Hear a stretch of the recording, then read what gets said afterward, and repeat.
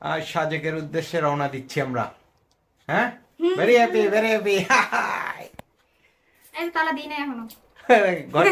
অনেকদিন ধরে সাজেক যাব করছিলাম, কিন্তু যাওয়া হচ্ছিল না। যাই হোক, এবার নভেম্বরে 2024 আমরা ফুল ফ্যামিলি বের হয়ে গেলাম। একটু আগেই আপনারা দেখছিলেন আমরা ঘর থেকে বের হচ্ছি। আমার ফ্যামিলিতে আমি, আমার ওয়াইফ, আমার 2 কন্যা, আমরা একসাথেই এবার সাজেকে যাচ্ছি। যাওয়াটা অনেকাংশেই হচ্ছে একটা ট্যুর গ্রুপের সাথে আমরা যাচ্ছি। এই বিষয়ে পরে বিস্তারিত বলছি। তো মেট্রো রেলে করে আমরা উত্তরা থেকে মতিঝিল হয়ে তারপরে রিকশায় আমরা চলে যাই সোজা সায়দাবাদ। সেখান থেকে একটা ট্যুর গ্রুপ, যার কথা বলছিলাম, রিল্যাক্স ট্যুর, তারা আমাদের কাছ থেকে সর্বসাকুল্যে জনপ্রতি 3500 টাকা করে রেখেছিল। 3 রাত 2 দিনের একটা প্যাকেজ ট্যুরের সাথে আমরা ওদের এখানে ভ্রমণ করি। আমাদের বাসের মধ্যে দেখতে পাচ্ছেন, এবং এই যে আর্মি কালারের ড্রেস পরা সুমন ভাই, উনি হচ্ছে এই ট্যুরের অ্যাডমিন, এবং তাদের আতিথেয়তা সব দিক থেকে আমাদের কাছে বেশ ভালো লেগেছিল। আমরা কুমিল্লা চলে এসেছি এবং এখানে একটু কিছুক্ষণ যাত্রা বিরতি দিয়ে আবারও আমাদের যাত্রা শুরু হবে। কুমিল্লার যাত্রা বিরতিটা একদম সীমিত সময়ের জন্য ছিল। যাই হোক, সাজেকের রাতের রাস্তা যাওয়ার পথে, বিশেষ করে খাগড়াছড়ি থেকে যখন আমরা পার হচ্ছিলাম সাজেকের দিকে যাওয়ার জন্য, বিশেষ করে চট্টগ্রাম হাইওয়ে থেকে সাজেক খাগড়াছড়ির মধ্যে যখন ঢুকলাম, তখন এত পাহাড়ি রাস্তা যে বাঘগুলোর অপর সাইডটা মোটেও দেখা যাচ্ছিল না। কিছুটা ভয়ঙ্করই মনে হয়েছিল এক পর্যায়ে। যাই হোক, এর ভিতর দিয়ে আমরা মোটামুটিভাবে যাচ্ছিলাম। সবচেয়ে বড় বিষয়টা হচ্ছে উল্টো দিক থেকে যখন গাড়িগুলো আসে, তখন এই পাশ থেকে যারা যায় তাদের ক্রস করাটা আসলে খুব কঠিন হয়। এই রাস্তাগুলি আরেকটু প্রশস্ত হলে হয়তো এই যাত্রাগুলো আরও বেশি নিরাপদ হতো। এই যে আপনারা দেখতে পাচ্ছেন উল্টো দিক থেকে গাড়ি আসছে, এবং এত রাতে আসলে এইভাবে গাড়ি চালানোটাও অনেকটা ঝুঁকিপূর্ণ ব্যাপার। তারপর আমাদের ড্রাইভারের যথেষ্ট দক্ষতার কারণেই আমরা খুব সকালেই খাগড়াছড়িতে পৌঁছে যাই। খাগড়াছড়ির দীঘিনালাতে আমরা আমাদের সকালের নাস্তা করি। সেখান থেকে পরবর্তীতে আমরা চাঁদের গাড়িতে করে চলে যাই। তো যাই হোক, আমাদের এই ছিল ভ্রমণ। আসুন আমরা পরবর্তীতে আবারও আপনারা রাস্তা দেখতে থাকুন। আমি পরে আপনাদের সাথে আবারও জয়েন করছি।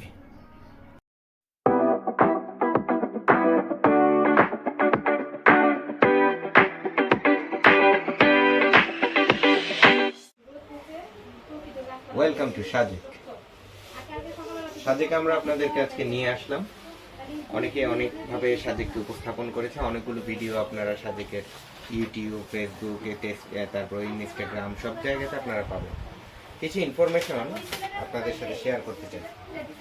সাজেকের আমরা ঠিক যেখানটাতে আছি, এই পাড়াটার নাম হচ্ছে মূলত রুই লুই পাড়া, এবং এই পাড়াটা 1720 ফিট উপরে সমুদ্রপৃষ্ঠ থেকে, এবং এই সমুদ্রপৃষ্ঠ থেকে 1720 ফিট উপরে এই পাড়াটাই এখানে শেষ নয়। এখান থেকে কংলাক পাহাড় বলে যে জায়গাটা আছে, সেটা সমুদ্রপৃষ্ঠ থেকে প্রায় 1800 ফিট উপরে। আর এই সাজেক বা রুইলুই পাড়া, এটি রাঙামাটি জেলার অন্তর্গত, এবং কংলাক পাহাড় এটিও রাঙামাটি জেলার অন্তর্গত। এই অঞ্চলটিতে জনবসতি গড়ে ওঠা শুরু করে 1885 সাল থেকে। এখানে আপনারা পাবেন লুসাই, পান্তুয়া, ত্রিপুরা উপজাতির জনগোষ্ঠীকে, এবং এখানে দেখার মতো অনেকগুলো জায়গা রয়েছে। বিশেষ করে আমরা বলবো যে এখানে স্টোন গার্ডেন সেনাবাহিনী কর্তৃক পরিচালিত, এখানে লুসাই পাহাড়, এখানে আপনি পাবেন হেরিটেজ গ্রাম, এখানে রয়েছে হেলিপ্যাড, স্টোন গার্ডেন, সাজেকের বাজার, সাজেকের জিরো পয়েন্ট, সাজেকের মসজিদ, সাজেকের গির্জা, এই সমস্ত বিষয়গুলি আপনারা এখানে পাবেন, এবং এগুলি দেখতে দেখতে আপনার হয়তো সারাটা দিন সুন্দরভাবে কেটে যাবে। আপনি বেশ কয়েকভাবেই হচ্ছে এখানে আসতে পারেন। ঢাকা থেকে বাসে করে খাগড়াছড়ি আসার পরে আমরা তারপরে হচ্ছে খাগড়াছড়ি থেকে চাঁদের গাড়িতে করে এখানে আসা যায়। আবার আরেকটা খুব সহজ পদ্ধতি আছে, যে কোনো জেলাতেই আজকাল দেখা যায় যে সাজেকের জন্য প্যাকেজ ট্যুর হয়ে থাকে, সেই ট্যুরগুলির সাথে আপনারা সংযুক্ত হয়েও এখানে আসতে পারেন। তবে পদ্ধতি সেই একটাই, আপনাকে যে কোনোভাবেই হোক আগে খাগড়াছড়ি কিংবা খাগড়াছড়ির অন্তর্গত যে কোনো একটা জায়গায় এসে আপনাকে তার পরবর্তী পথে এগিয়ে আসতে হবে। এবং এই যে রাস্তাটি ধরে আমরা এসেছি এবং সেই রাস্তাটি আমরা আপনাদেরকে দেখিয়েছি বা দেখাবো, যে এই রাস্তাটি যথেষ্ট আপহিল ডাউনহিল সমৃদ্ধ একটি রাস্তা এবং এখানে চতুর্পাশে আপনি পাবেন শুধু সবুজ আর সবুজ। ঢাকা শহরে বসে যে সবুজের অস্তিত্বহীনতায় আমরা ভুগছি, সেখান থেকে মুক্তি পেতে হলেও আপনাকে সাজেকে আসতে হবে। সাজেকে অনেকেই আসেন হয়তো ছবি তোলার জন্য, অনেকে আসেন হয়তো একটু ঘুরে বেড়ানোর জন্য, রিল্যাক্স এই সময় কাটানোর জন্য, কিন্তু আমার পরামর্শ হচ্ছে বিশুদ্ধ অক্সিজেন নিয়ে ফেরার জন্য সাজেকে আসতে পারে। Thank you.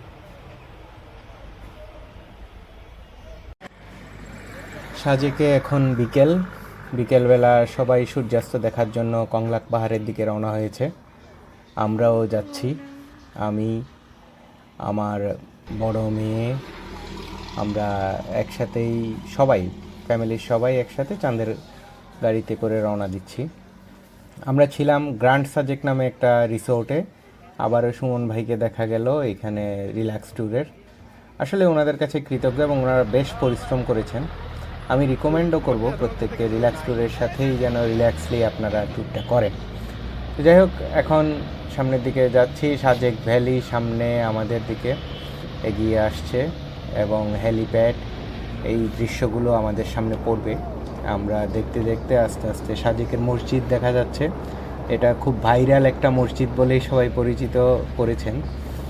এর কাছেই আর একটা গির্জাও আছে এবং এই রাস্তাটি ধরে একটু সামনে গেলে একটি বিজিবির চেকপোস্ট, সেই চেকপোস্ট পার হলেই হেলিপ্যাডের পাশে বিকেলবেলা কিছু চা নাস্তার দোকান বা ফাস্টফুডের দোকান বসে। এই যে আমরা দেখতে পাচ্ছি এখানে সাজেক ভ্যালির যে মূল বিল্ডিংটি বা মূল আকর্ষণটি, এটি পেরিয়ে গেলাম।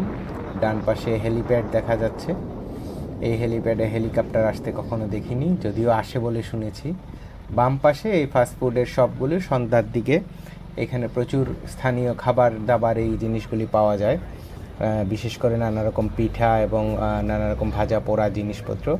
এখানে আপনারা খাওয়া দাওয়ার জন্য অনেকেই পর্যটকরা সময় কাটান। ঠিক এটা পেরোলে হাতের বামেই সাজেক জিরো পয়েন্ট, এটাও একটা ভাইরাল পয়েন্ট। এখানে সিরিয়াল দিয়ে ছবি তুলতে হয়। সাজেকের হেলিপ্যাডটি পার হলে মোটামুটি 30 থেকে 40 মিনিট যদি ট্রেকিং করা হয়, তাহলে আমরা পৌঁছে যাব সোজা কংলাক পাহাড়ে চূড়ায়। তা আমরাও যাচ্ছি, তবে আমরা গাড়ি নিয়ে যাচ্ছি আর কি। যাওয়ার পথে ছোট্ট একটা দোকান, বিশ্রামাগারের মতো, তো সেখান থেকে আমরা একটু লেবুর শরবত কেনার চেষ্টা করি। জানতে পারলাম 50 টাকা গ্লাস হারে হচ্ছে এখানে লেবুর শরবত বিক্রি করা হয়, তবে সেগুলি যথেষ্ট মানসম্পন্ন। এখানে টাকাটাকে আসলে মুখ্য করে দেখা হয়নি। আমরা শরবতের সাথে আদিবাসী যে মানুষগুলো আছে তাদের সাথে একটা সখ্যতা তৈরি করাটাও আমাদের একটা অন্যতম উদ্দেশ্য ছিল। এই কংলাক পাহাড় প্রায় 1800 ফুট উঁচুতে সমুদ্রপৃষ্ঠ থেকে অবস্থিত। কংলাক পাহাড়ের চূড়ায় কংলাক পাড়া, যে কংলাক পাড়াতে ত্রিপুরা, লুসাই, বিভিন্ন নৃগোষ্ঠীর মানুষগুলো বসবাস করে। মূলত এর কারণেই, এই কংলাক পাহাড়ের চূড়াটার কারণেই এই এলাকাটাকে রাঙামাটির ছাদও বলা হয়ে থাকে। আমরা পাহাড়ে ওঠার জন্য আমাদের প্রয়োজন হবে একটা লাঠি। এটারও ব্যবস্থা আমাদের আদিবাসী ভাই বোনেরা করে রেখেছে। 10 টাকার বিনিময়ে আমরা এই লাঠিগুলো নিয়ে হাঁটতে হাঁটতে, ট্রেকিং করতে করতে আমরা পাহাড়ের চূড়ায় সূর্যাস্ত দেখার জন্য চলে এসেছি। আজকে প্রচুর পর্যটক, প্রচুর মানুষজন এখানে উপস্থিত। আপনি ইচ্ছা করলে এই এলাকাতে বা এই পাড়াতে এসেও আপনি থাকতে পারবেন। এখানেও রিসোর্ট রয়েছে। বিজ্ঞাপনের স্বার্থে আমি কোনো রিসোর্টের নাম বলা থেকে বিরত থাকছি। তো এইখানে দেখতেই পাচ্ছেন আপনারা ভিডিওতে অনেকগুলো রিসোর্ট রয়েছে এবং এই রিসোর্টগুলিতেও আপনি চাইলে রাত্রে এখানে রাত্রিযাপন করতে পারেন। অনেক পর্যটক, আর যাদের একটু হার্টের সমস্যা আছে বা উচ্চতা ভীতি আছে, তাদের কংলাক পাহাড়ে না আসাটাই ভালো। দেখতেই পাচ্ছেন যে কতটা উঁচুতে এই পাহাড়টা অবস্থিত।